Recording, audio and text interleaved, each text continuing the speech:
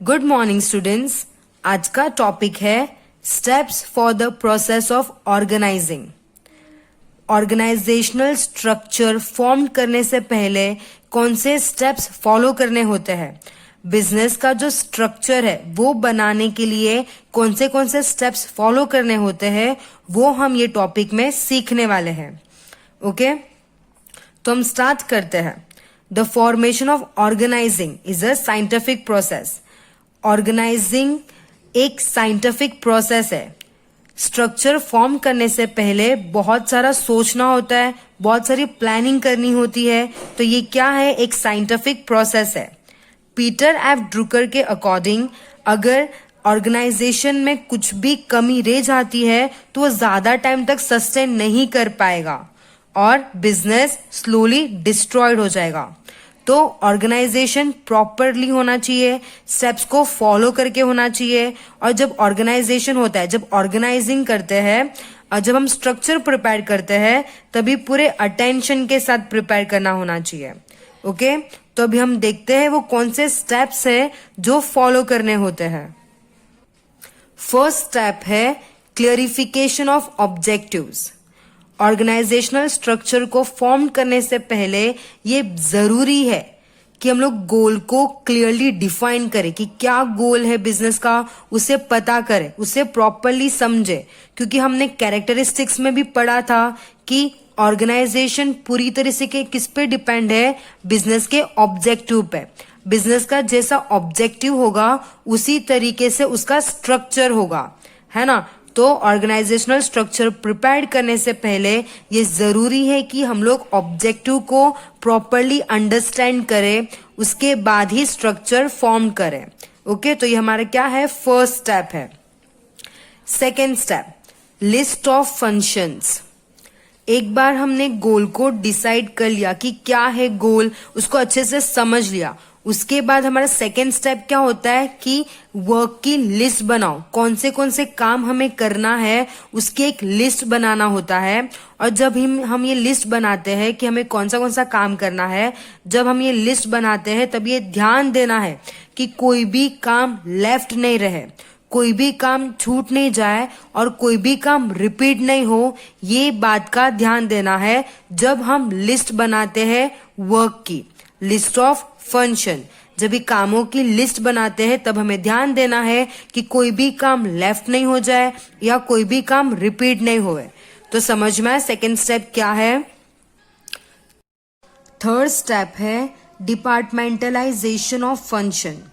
अब ये स्टेप में क्या होता है, हमने एक बार फंक्शंस की लिस्ट बना ली, काम की लिस्ट बना ली, उसके बाद जो भी सेम टाइप के वर्क होते हैं उसको अलग कर देना है। जैसे परचेस वाला काम जाएगा परचेस एरिया में, सेल्स वाला काम जाएगा सेल्स एरिया में, अकाउंट्स वाला काम जाएगा अकाउंट्स एरिया में। कामों की लिस्ट देख लिए, उसके अकॉर्डिंग हमें क्या करना है, जो सेम टाइप के वर्क है उसको अलग कर देना है। ओके, यहाँ पे एक एग्जाम्पल दिया है, देखो अभी एडवर्टाइजिंग टास्क होएगा, पैकिंग टास्क होएगा, डिस्ट्रीब्यूशन टास्क होगा। ये सब टास्क कौन से जगह पे जाएंगे, तो सेल्स डिपार्टमेंट में जाएंगे। परचेस रिलेटेड जो वर्क हो गए वो कौन से डिपार्टमेंट जाएंगे, परचेस एरिया में जाएंगे, परचेस डिपार्टमेंट में जाएंगे। ओके, थर्ड स्टेप क्या है, डिपार्टमेंटलाइजेशन ऑफ फंक्शंस। फंक्शंस को डिपार्टमेंट्स के अकॉर्डिंग उसमें शिफ्ट कर दो। ओके, क्लियर हुआ। Step number 4, to determine departmental position and ability.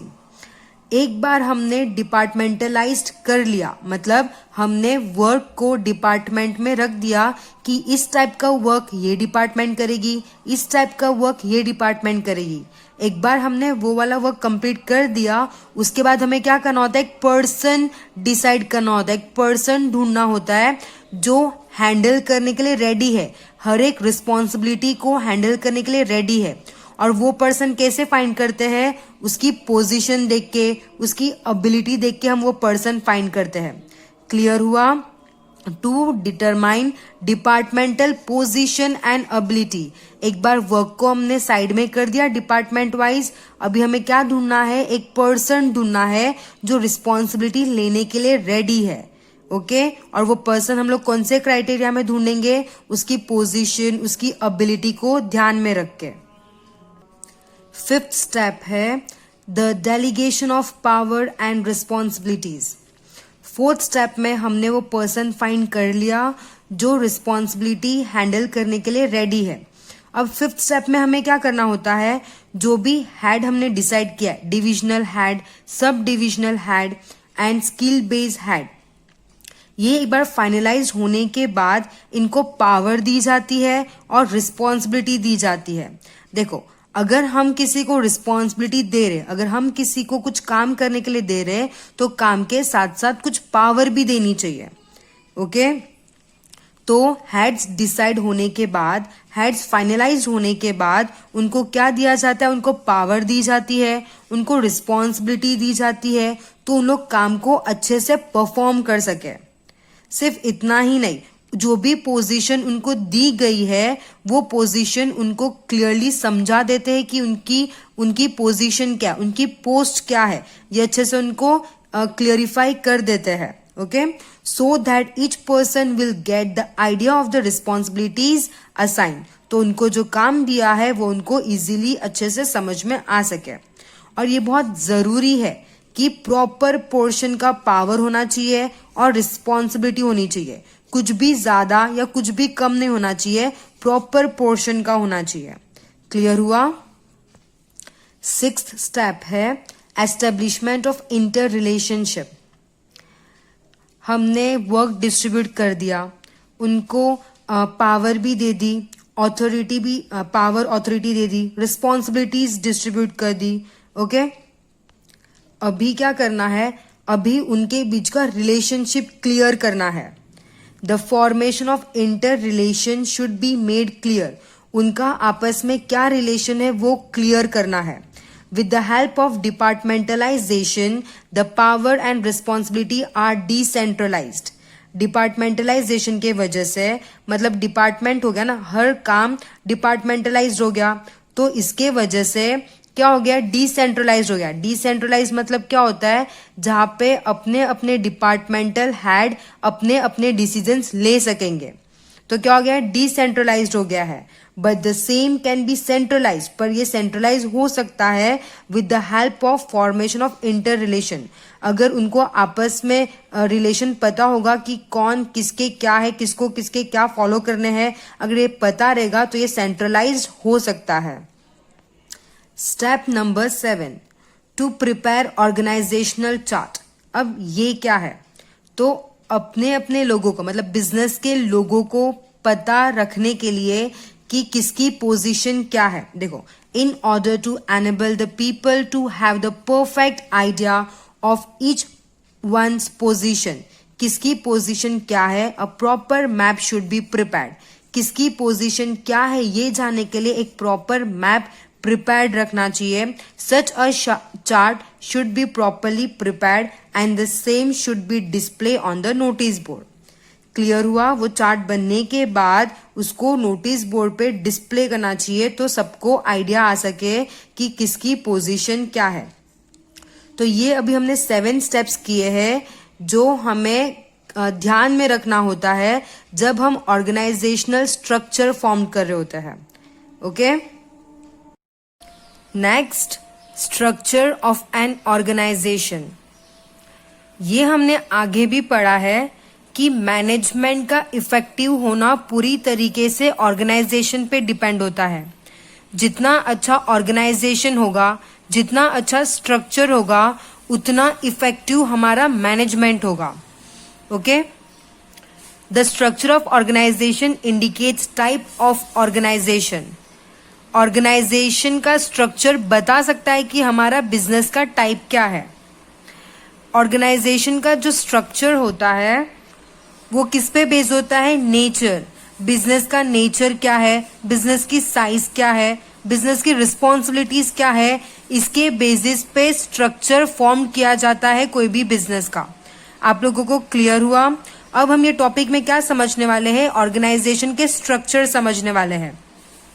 तो यहाँ पे 5 स्ट्रक्चर दिए हैं, हम एक एक करके समझते हैं।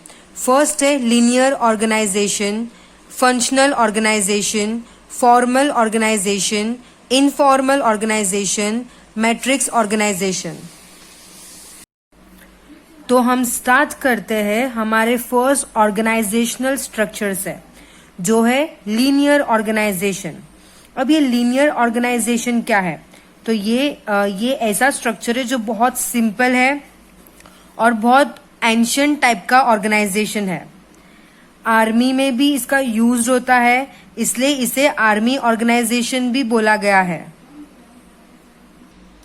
In this type of organization, the centralization of power is done on top level. Centralization क्या होता है? ये हमने सुना है, ये हमने पढ़ा है। Centralization मतलब किसी एक के पास पावर होना, हेड के पास सिर्फ पावर होना, उसे कहते हैं centralization। तो लीनियर ऑर्गेनाइजेशन में कौन से सिस्टम है? सेंट्रलाइजेशन, जहां पे सुपरियर के पास पावर होता है। और ये टाइप के ऑर्गेनाइजेशन में क्या होता है? जो पावर और रिस्पॉन्सिबिलिटी रहती है वो स्ट्रेट लाइन में होती है, मतलब टॉप से लेके बॉटम लेवल तक ऐसे स्ट्रेट लाइन में पास ऑन होती है। हम ये डेफिनेशन, यहाँ पे एक वर्ड दिया है, यहाँ पे एक लाइन दी है जो आपको लीनियर ऑर्गेनाइजेशन को और क्लियर कर देगा। As the distribution of power is in a straight line. यहाँ पे क्या होता है? लीनियर ऑर्गेनाइजेशन में क्या होता है? पावर का जो डिस्ट्रीब्यूशन होता है वो स्ट्रेट लाइन में होता है। टॉप लेवल उनके नीचे वालों को पावर देंगे, उनके नीचे वालों को पावर देंगे, तो ऐसे as a distribution of a power is in a straight line from top to bottom level, it is called linear organisation. Clear हुआ? In this each employee is answerable to his or her superior authority. यहाँ पे क्या होता है कि हर एक employ जिनको भी पावर दी है, जिनको भी रिस्पॉन्सिबिलिटी दी है, वो हर कोई आंसरेबल है। ये टाइप के ऑर्गेनाइजेशन में higher degree of power can be seen on a top level. सबसे ज्यादा पावर किसके पास होती है? टॉप लेवल के पास होती है। And lower amount of power is seen on the bottom level. तो क्लियर हुआ लीनियर ऑर्गेनाइजेशन क्या है?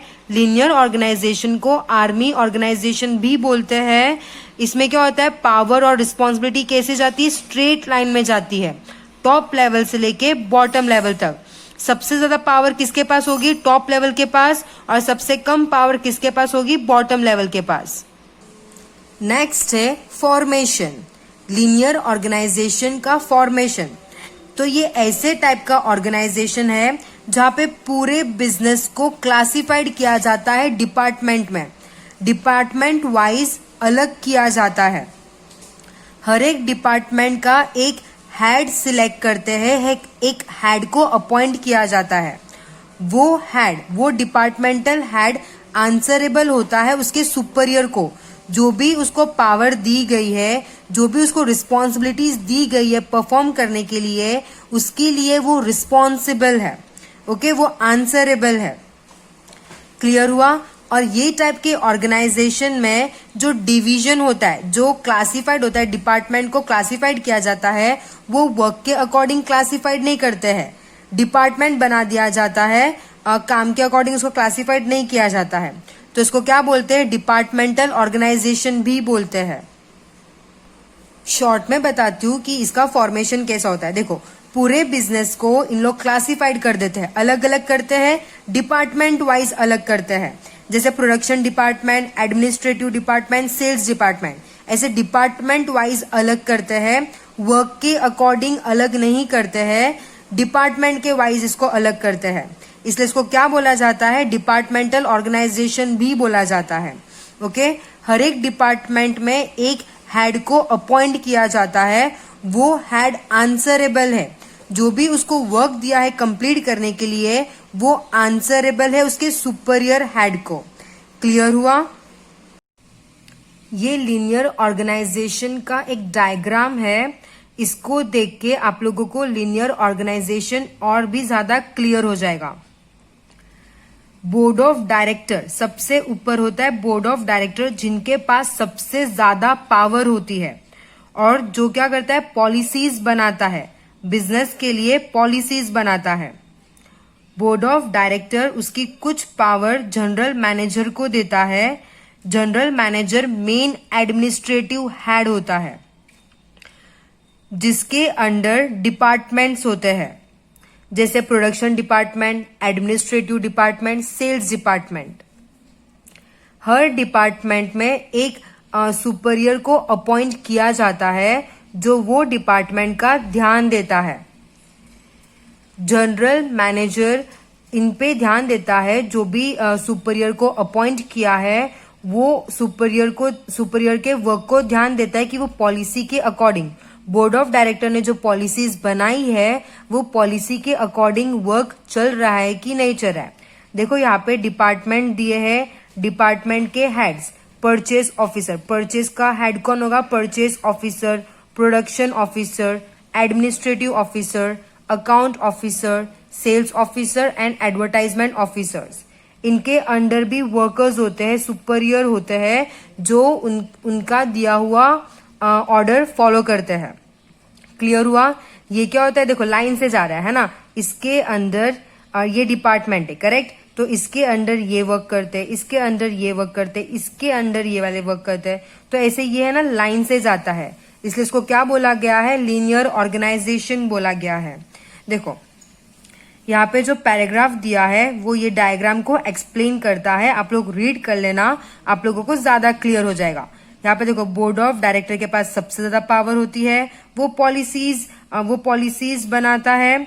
जनरल मैनेजर को एडमिनिस्ट्रेटिव हेड बोलते हैं, जो बाकी के जो डिपार्टमेंट्स है उनके वर्क को चेक करता है कि पॉलिसी के अकॉर्डिंग चल रहा है कि नहीं चल रहा है। तो यही डायग्राम को यहाँ पे एक्सप्लेन किया है, आप लोग रीड करना एक बार, आप लोगों को ज्यादा क्लियर हो जाएगा। यहाँ पे एक और लाइन दी है, linear organisation ensures power from top to bottom and responsibilities flow on from bottom to top। Power कैसे फ्लो होती है, टॉप टू बॉटम, और रिस्पॉन्सिबिलिटी कैसे फ्लो होती है, bottom to top.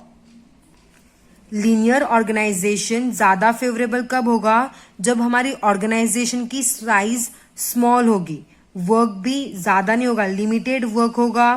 The problem of control and discipline are also limited. जब छोटा business होगा, काम ज्यादा नहीं होगा, तो तब लीनियर ऑर्गेनाइजेशन फेवरेबल होगा। ओके, नेक्स्ट है फंक्शनल ऑर्गेनाइजेशन। लीनियर ऑर्गेनाइजेशन ज्यादा इंपॉर्टेंस देता था डिपार्टमेंट को, वर्क से भी ज्यादा इंपॉर्टेंस डिपार्टमेंट को मिलता था और वर्क को कम इंपॉर्टेंस मिलता था। ये सबसे बड़ी लिमिटेशन थी लीनियर ऑर्गेनाइजेशन की। ये लिमिटेशंस को ध्यान में रख के एक न्यू ऑर्गेनाइजेशन एग्जिस्ट हुआ जिसका नाम है फंक्शनल ऑर्गेनाइजेशन। लीनियर ऑर्गेनाइजेशन में स्पेशलाइज्ड वर्क की कमी थी और ज्यादा इंपॉर्टेंस किसको मिलता था, डिपार्टमेंट को मिलता था, और कम इंपॉर्टेंस मिलता था फंक्शन को, वर्क को कम इंपॉर्टेंस मिलता था, फंक्शंस को कम इंपॉर्टेंस मिलता था। According to linear organization structure, the administrators and officer is one unit have to perform many kind of tasks. Linear organization में क्या होता था, एडमिनिस्ट्रेटर्स को और ऑफिसर को हर टाइप के टास्क परफॉर्म करने होते थे, और ये बहुत ऑब्वियस है कि एक पर्सन में, एक ऑफिसर में हर टाइप की क्वालिटीज नहीं होती है। Hence, a structure is formed in which the experts with specialized knowledge are given special responsibility in a particular unit, which is called functional organization. ये सब लीनियर ऑर्गेनाइजेशन की लिमिटेशन के वजह से एक नया ऑर्गेनाइजेशन फॉर्म्ड हुआ जहां पे एक एक्सपर्ट को, जिसके पास स्पेशलाइज्ड नॉलेज है, उसको रिस्पॉन्सिबिलिटी दी जाती थी। उसे क्या बोलते हैं, फंक्शनल ऑर्गेनाइजेशन। नेक्स्ट है formation. Functional organization gives special importance to work distribution. Functional organization ज्यादा इंपॉर्टेंस किसको देता है, वर्क को ज्यादा देता है, स्पेशलाइजेशन को ज्यादा इंपॉर्टेंस देता है। The distribution of work is not done according to department. यहाँ पे वर्क का डिस्ट्रीब्यूशन डिपार्टमेंट के अकॉर्डिंग नहीं होता है कि ये डिपार्टमेंट है तो ये वर्क यहाँ पे, ऐसे नहीं होता है। यहाँ पे डिस्ट्रीब्यूशन किसके अकॉर्डिंग होता है, नेचर ऑफ वर्क, कौन से टाइप का वर्क है वो टाइप से डिस्ट्रीब्यूशन होगा वर्क का। ये टाइप का वर्क है तो ये वाले सेक्शन में जाएगा, वो टाइप का वर्क है तो वो वाले वर्क के सेक्शन में जाएगा। ऐसे वर्क का डिस्ट्रीब्यूशन किसके अकॉर्डिंग होता है? नेचर ऑफ वर्क के अकॉर्डिंग होता है। For each kind of work different experts are appointed. Such experts are not only advisers. हर एक वर्क के लिए डिफरेंट एक्सपर्ट्स अपॉइंट करते हैं। वो जो एक्सपर्ट्स होते हैं वो सिर्फ एडवाइस ही नहीं देते हैं, पर लोग एडमिनिस्ट्रेटिव हेड्स होते हैं, लोग रिस्पॉन्सिबल रहते हैं। जो भी टास्क एक्सपर्ट्स को दिया है वो टास्क के लिए उन लोग रिस्पॉन्सिबल है। जैसे परचेस ऑफिसर, परचेस के रिलेटेड हर एक वर्क के लिए रिस्पॉन्सिबल कौन होता है? Purchase officer. यहाँ पे एक डायग्राम दिया है फंक्शनल ऑर्गेनाइजेशन का। ये डायग्राम दिया है फंक्शनल ऑर्गेनाइजेशन का। ये ऑर्गेनाइजेशन में सबसे ज्यादा पावर होती है चीफ एग्जीक्यूटिव ऑफिसर के पास। ये ऑर्गेनाइजेशनल चार्ट के अकॉर्डिंग देखो यहाँ पे दो पार्ट में डिवाइड किया है पूरे बिजनेस को, और यहाँ पे किसके अकॉर्डिंग डिस्ट्रीब्यूट किया जाता है, किसके अकॉर्डिंग डिवीजन होता है? वर्क के अकॉर्डिंग डिवीजन होता है ना। और हर एक वर्क का एक्सपर्ट्स अपॉइंट होता है। वो एक्सपर्ट एडवाइस ही नहीं देता है, पर उसके काम के लिए वो रिस्पॉन्सिबल भी है। इस टाइप के ऑर्गेनाइजेशन में, फंक्शनल ऑर्गेनाइजेशन में ये ध्यान रखना होता है, ये ध्यान दिया जाता है कि कोई भी काम लेफ्ट नहीं रहे और कोई भी काम दो बार नहीं हो जाए। तो फंक्शनल ऑर्गेनाइजेशन में ये चीज का ध्यान रखते हैं कि कुछ भी काम बच नहीं जाना चाहिए और कोई भी काम को दो बार रिपीट नहीं होना चाहिए। ओके, इस टाइप का ऑर्गेनाइजेशन ज्यादा फेवरेबल कहाँ पे होता है? जहां पे अलग अलग टाइप के वर्क परफॉर्म करने होते हैं। ऐसे बिजनेस में फंक्शनल ऑर्गेनाइजेशन ज्यादा फेवरेबल होता है। देखो, दो पार्ट में बिजनेस को बांटा है, वर्क के अकॉर्डिंग बांटा है, और हर एक वर्क का एक एक्सपर्ट सिलेक्ट किया, एक एक्सपर्ट अपॉइंट किया है जो उसके काम के लिए रिस्पॉन्सिबल होता है, और उनके अंडर भी एम्प्लॉय और वर्कर्स होते हैं। क्लियर हुआ फंक्शनल ऑर्गेनाइजेशन? नेक्स्ट है formal organisation. In order to achieve the predefined goals, the formal structure of relationship among persons and work is established which is known as formal organisation. क्या बोल रही है ये line? Business के गोल को achieve करने के लिए एम्प्लॉयज के रिलेशनशिप में एक फॉर्मल स्ट्रक्चर ऐड किया जाता है। जो भी एम्प्लॉयज, जो भी पर्सन वर्क कर रहे हैं बिजनेस के अंदर, उन लोग में एक फॉर्मल स्ट्रक्चर फॉर्म किया जाता है, उसे बोलते हैं फॉर्मल ऑर्गेनाइजेशन। लीनियर ऑर्गेनाइजेशन और फंक्शनल ऑर्गेनाइजेशन भी फॉर्मल ऑर्गेनाइजेशन का टाइप है। फॉर्मल ऑर्गेनाइजेशन के अंदर भी वर्क और power, responsibility and authority assign की जाती है एम्प्लॉय को, कि उन लोग अच्छे से वर्क को परफॉर्म कर सके। नेक्स्ट है characteristic of formal organisation. Formal organisation कैसा है? तो फॉर्मल स्ट्रक्चर, फॉर्मल ऑर्गेनाइजेशन का स्ट्रक्चर कैसा होगा? फॉर्मल स्ट्रक्चर होगा। ओके। सेकेंड है लैकिंग फ्लेक्सिबिलिटी। फॉर्मल ऑर्गेनाइजेशन के अंदर फ्लेक्सिबिलिटी नहीं होती है। मतलब अगर कोई एम्प्लॉय को कोई प्लेस असाइन कर दी है, एम्प्लॉय को बता दिया है कि उनको क्या वर्क करना है, उनकी पोजीशन क्या है, फिर वो चेंज नहीं हो सकती, वो चेंजेबल नहीं होती है, वो अल्टरेबल नहीं होती है। रेयरली अगर कुछ बड़ी सिचुएशन हो गई और रेयरली अगर चेंज करना है तो ही चेंज होता है। तो फॉर्मल ऑर्गेनाइजेशन का स्ट्रक्चर कैसा होता है? फ्लेक्सिबल नहीं होता है। ओके। थर्ड है delegation of power from upper two lower level. यहाँ पे पावर जब बांटी जाती है तो सुपरियर ऑफिसर बांटता है, और कैसे बांटता है? अपर लेवल से लोअर लेवल तक। मतलब सबसे ज्यादा पावर किसके पास होती है? अपर लेवल के पास। अपर लेवल उनके जो अंडर काम करते हैं उनको थोड़ी पावर देंगे, वो फिर उनके अंडर काम करते हैं उनको पावर देंगे। तो कैसे डेलीगेट होती है? Upper two lower level. Fourth है लार्ज साइज। फॉर्मल ऑर्गेनाइजेशन का जो ऑर्गेनाइजेशनल स्ट्रक्चर है वो कैसा होता है, लार्ज साइज में होता है. The organisation structure comprises of large size.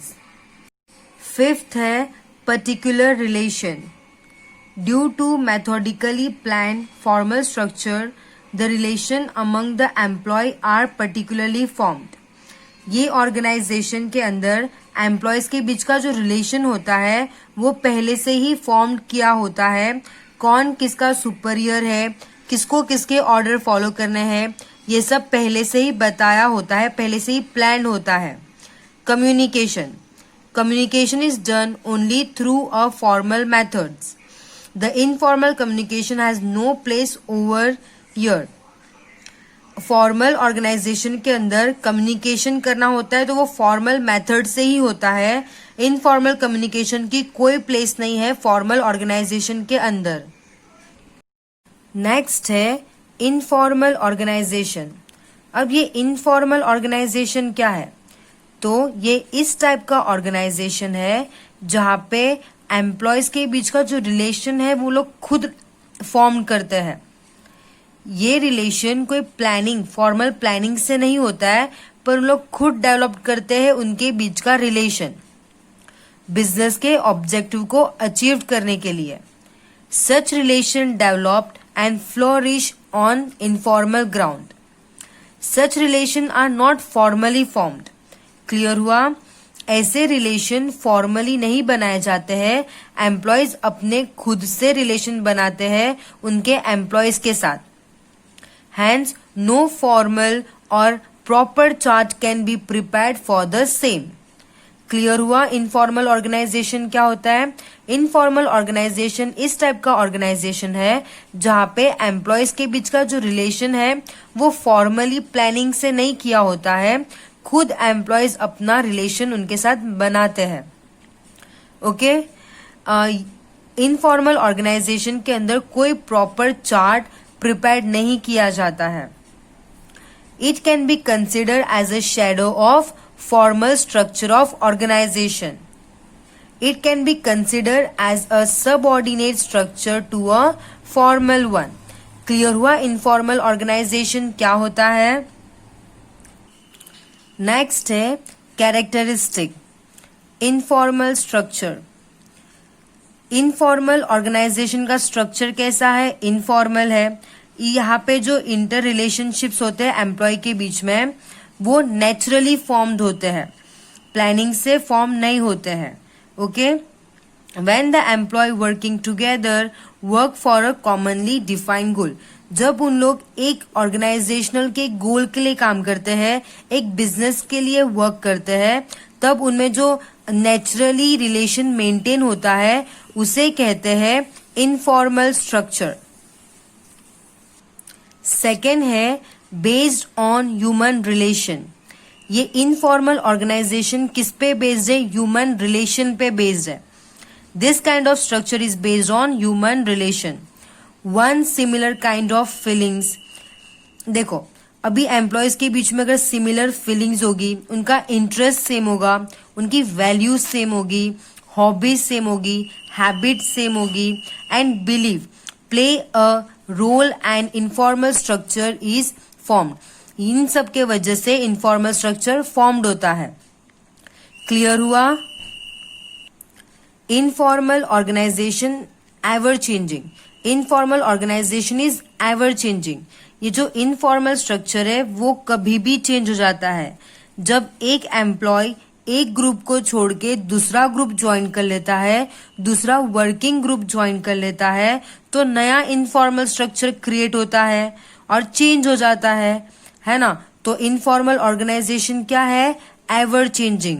जैसे ही एनवायरमेंट चेंज होता है, वर्किंग एनवायरमेंट चेंज होता है, तो अगर कोई एम्प्लॉय एक वर्किंग ग्रुप छोड़ के दूसरे वर्किंग ग्रुप को ज्वाइन कर लेता है तो informal structure, new informal structure create हो जाता है. इनफॉर्मल ऑर्गेनाइजेशन यूनिवर्सल है. ऐसे टाइप का जो स्ट्रक्चर है वो यूनिवर्सल होता है.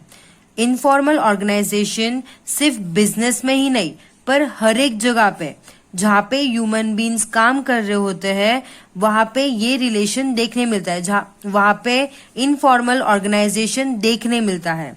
ओके, तो इनफॉर्मल ऑर्गेनाइजेशन सिर्फ बिजनेस में ही यूज नहीं होता है, पर हर एक जगह पे यूज होता है जहाँ पे ह्यूमन एक साथ वर्क करते हैं।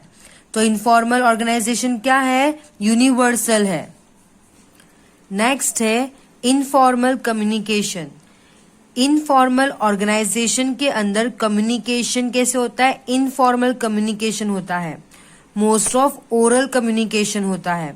और ओरल कम्युनिकेशन किस तरीके से होता है? Informal communication.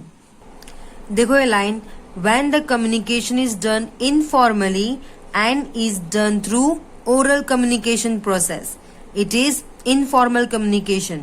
जब कम्युनिकेशन ओरली होता है तो उसे क्या बोलते हैं? इनफॉर्मल कम्युनिकेशन बोलते हैं। इनफॉर्मल ऑर्गेनाइजेशन के अंदर ओपिनियन ज्यादा होते हैं और फैक्ट कम होते हैं। This kind of communication is very fast. Small size, ये इनफॉर्मल ऑर्गेनाइजेशन का जो स्ट्रक्चर होता है वो बहुत स्मॉल होता है साइज के अंदर। ये ऑर्गेनाइजेशन में ग्रुप तो बहुत सारे रहते हैं पर वो ग्रुप छोटे छोटे साइज में होते हैं, मतलब उसमें जो एम्प्लॉयज होते हैं वो कम कम होते हैं। तो क्लियर हुआ, इनफॉर्मल ऑर्गेनाइजेशन का जो स्ट्रक्चर है वो स्मॉल होता है साइज के अंदर। There can be more number of such group, group ज्यादा होते होंगे but they are normally small in size, पर वो ग्रुप में जो एम्प्लॉयज होंगे वो कम कम होते होंगे। क्लियर हुआ। सेवेंथ है lack of control. In this kind of communication circle no control can be maintained as the person develops his or her circle with co-workers as per the need. इस type के communication circle में कोई भी control नहीं होता है, क्योंकि ये जो सर्कल होता है वो वर्कर्स के साथ होता है जो उन्होंने बनाया है।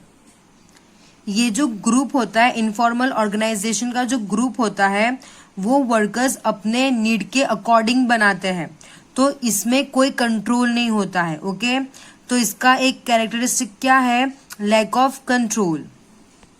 नेक्स्ट है कॉम्प्लीमेंट टू फॉर्मल स्ट्रक्चर। ये जो इनफॉर्मल ऑर्गेनाइजेशन है वो कॉम्प्लीमेंट है फॉर्मल स्ट्रक्चर के लिए, और मॉडर्न टाइम में ये इनफॉर्मल ऑर्गेनाइजेशन का सबसे ज्यादा यूज्ड हो रहा है। नेक्स्ट है matrix organisation. Matrix organisation is a modern kind of organisation. इसमें दो डिफरेंट स्ट्रक्चर के टाइप है। मैट्रिक्स ऑर्गेनाइजेशन एक मॉडर्न टाइप का ऑर्गेनाइजेशन है which has two different type of structure, और इसके अंदर ही दो अलग टाइप के स्ट्रक्चर है। एक जो है वो बहुत सिंपल स्ट्रक्चर है जहाँ पे क्या है, which form the part of decision making. एक बहुत सिंपल काइंड ऑफ स्ट्रक्चर है जहाँ पे डिसीजंस लिया जाता है। And the second one is a technical problem solving based, और जो सेकेंड स्ट्रक्चर है वो टेक्निकल प्रॉब्लम सॉल्विंग स्ट्रक्चर है जिसको प्रोजेक्ट स्ट्रक्चर भी बोलते हैं। The combination of both this result in matrix organisation, और ये दोनों का कॉम्बिनेशन ने इसको क्या बोले हैं? मैट्रिक्स ऑर्गेनाइजेशन बोले हैं। Matrix organisation is a modern organisation type which is involving work based and project based peculiarities. It is multi-phased structure. Design. Matrix organization. In matrix organization, we find the combination of work-based and project-based organization. Matrix organisation इस type का organisation है जहाँ पे दो type के structure है। First है work based और सेकेंड है प्रोजेक्ट बेस्ड। यहाँ पे क्या होता है, प्रोजेक्ट के अकॉर्डिंग, मतलब काम को लोग प्रोजेक्ट के अकॉर्डिंग, काम और प्रोजेक्ट के अकॉर्डिंग मैनेजर अपॉइंट करते हैं। हर एक प्रोजेक्ट के लिए हर एक अलग मैनेजर अपॉइंट करते हैं जिसके पास वो टाइप का नॉलेज हो, वो टाइप की स्किल हो। The responsibility of the project manager is successfully complete the project assign to him. और प्रोजेक्ट मैनेजर की रिस्पॉन्सिबिलिटी क्या होती है कि वो अच्छे से सक्सेसफुली जो भी उसको वर्क दिया है उसको कंप्लीट करे, टाइम पे कंप्लीट करे। The expert from different staff member are appoint from different work area. Work area से जो भी एक्सपर्ट होगा उसको सिलेक्ट करेंगे। Such kind of selected experts are divided into different group. Working place से एक्सपर्ट्स को सिलेक्ट करेंगे, फिर उनको उनके स्पेशलाइजेशन के अकॉर्डिंग प्रोजेक्ट का मैनेजर बनाएंगे। जैसे कंप्यूटर के लिए computer experts, research experts, manufacture, ऐसे सब। ओके, यहाँ पे एग्जाम्पल दिए हैं। तो आप लोगों को क्लियर हुआ मैट्रिक्स ऑर्गेनाइजेशन क्या होता है। मैट्रिक्स ऑर्गेनाइजेशन इस टाइप का ऑर्गेनाइजेशन होता है जहाँ पे दो टाइप के स्ट्रक्चर इन्वॉल्व है। एक है वर्क बेस्ड और दूसरा है प्रोजेक्ट बेस्ड ऑर्गेनाइजेशन। ओके, देखो यहाँ पे डायग्राम दिया है मैट्रिक्स ऑर्गेनाइजेशन का। जैसे हर एक प्रोजेक्ट 1 के लिए अलग मैनेजर, प्रोजेक्ट 2 के लिए अलग मैनेजर, प्रोजेक्ट 3 के लिए अलग manager. Okay, this kind of structure is more needed where there is more need for short term work requirement. अगर थोड़ा थोड़ा वर्क होता है, मतलब प्रोजेक्ट वाइज काम होता है, ऐसे बिजनेस में मैट्रिक्स ऑर्गेनाइजेशन ज्यादा यूज होता है।